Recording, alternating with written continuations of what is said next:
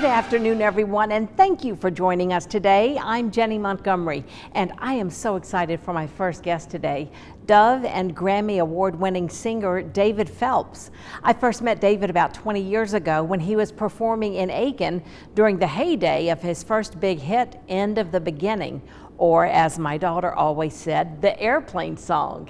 And you may know him from his many years performing around the world with the Gaither Vocal Band, or you may recognize him from his PBS specials.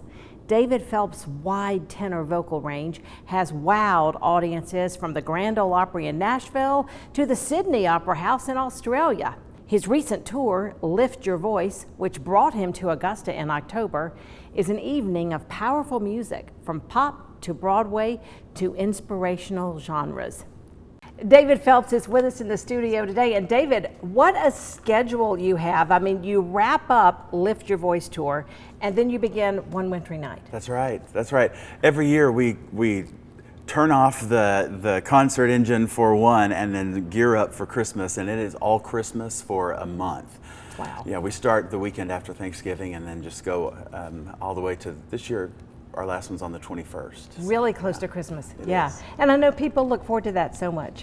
Well, I hope so. We do. You know, that's the reason we're still out doing it, is because people want to hear it. So we'll be doing it as long as they want to. So. Well, David, you've been in this business for decades, and I want to go back a little bit to just how you started singing as a teenager. You told me once, years ago when I met you, that your family sang all the time. You were just a big musical family, even though your father was an accountant. Yes. He still was very musical. And you trained in high school when other people were doing probably fun stuff. You were trying to sing, and you were going anywhere you'd get an invitation, you would go. Absolutely. Right. You remember all that so well. That's just well. It's great because then you went to Baylor and you trained. You trained in vocal performance, music and vocal performance. Vocal. Right. Yes. And you said one time, and I think this is so interesting. You knew that Christian music was going to be your calling. Yeah. You really felt like that's what you were supposed to do. And you said once that your path was littered with people who became so important in your journey. Talk to me about that. The mentors that were laid in my pathway, I still look at that today and think, only God could have ordained that. First of all, my mom is a great musician, classical soprano, plays piano, and my early training from the time I could speak, we were singing, and she was always helping with that.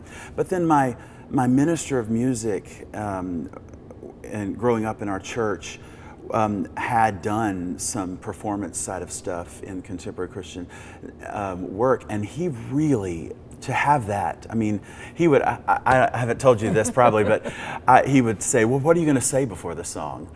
And he'd go, come up after school and write down what you're going to say. And I would write it down. He'd crumple it up and say, no, don't do that. He'd throw it away. And it really helped me hone my ability to communicate. Yeah, he was editing you. Yes, he was. And to have that, I mean, so many people don't have that. My high school choir director, who was this great classical tenor, he was just amazing. And then I started voice lessons in high school, and every voice teacher just really helped me along my way, Very, very much so. I think sometimes we have to get farther along in our journey to see the hand of God with us all along. Absolutely. It's wonderful. Well, you ended up catching the eye of Bill Gaither. And so many people know about the Bill Gaither homecomings, Bill and Gloria Gaither, and all the music that they have written and performed over the years, and you sing in your churches. You've traveled the world as part of that whole Gaither family and the vocal band. You've been with them a couple of times, right? Yes. The last time I left in 2017 and been on my own since then, but I just actually did another video with them a couple of weeks ago, and so it was good to touch base with all those people. But yeah, I grew up dreaming. You don't know of Christian music and not know of Bill and Gloria Gaither, and even beyond that, they were ASCAP's songwriters of the century, last century, so in all genres. So they're pretty amazing. It's amazing talent. And I always dreamed about being a part of that and working with them, and to get that opportunity was just like, wow, this has just opened up here. And so I was a student, just learned as much as I could. Isn't that so important just to be a sponge? Always. But always. if you can't, if you go into something thinking you know everything, right. You're never gonna grow. It's always proven to me that I don't know everything when I do that. The older I get, I feel the less I know. I get that. So talk to me about your writing process. I want to go back to the song "End of the Beginning," which was such a big song in Christian music.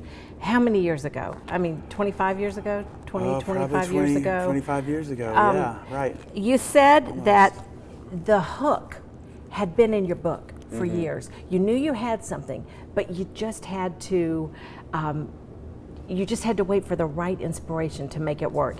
And it actually came to you when you were in an airport, kind of at the gate, looking at people and wondering what's going on in their lives. Yeah, what brought them to this place? Yeah. You know, what's their story? You know, at some point you start to realize everybody has their own story, and they've come from all these places, and here we've converged, and what is all this about? And so I was thinking that my mind was a little tired from the weekend that I was on, and just contemplating all that. And I had it in my hook book that I call it. Every writer I know has a hook book where we write down little ideas, and hopefully it's a seed materialize that grows, right? And so I tried to write the song many times before, probably about 3 times before, but it was always negative, the end of the beginning. Right. And I didn't want it to be that. I wanted it to be something else. And so when I got home, I saw that hook, and I just sat down on the piano and wrote the song in 30 minutes. And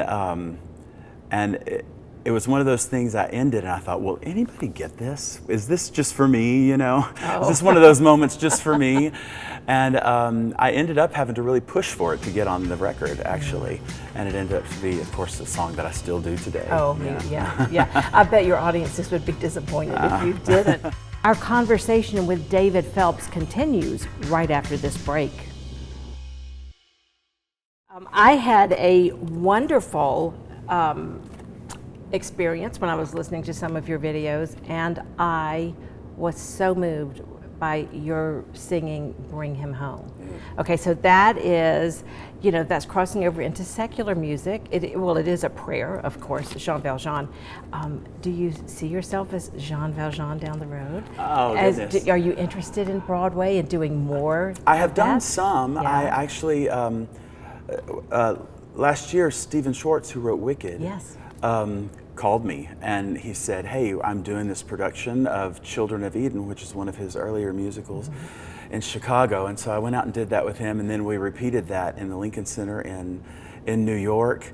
And then I got to sing at the Metropolitan Opera House in a concert for his birthday, and that was just an amazing thing. So I have been privileged to kind of step in and out of those worlds, and I've always loved Broadway, and my voice is kind of it fits the way I sing. It kind of fits that, and so I've always kind of done a little bit of It out. And Bring Him Home is just beautiful. Oh, it's such a beautiful song. I'll never forget the first time I heard it in the show in DC, and I cried. Just cried. It was so beautiful.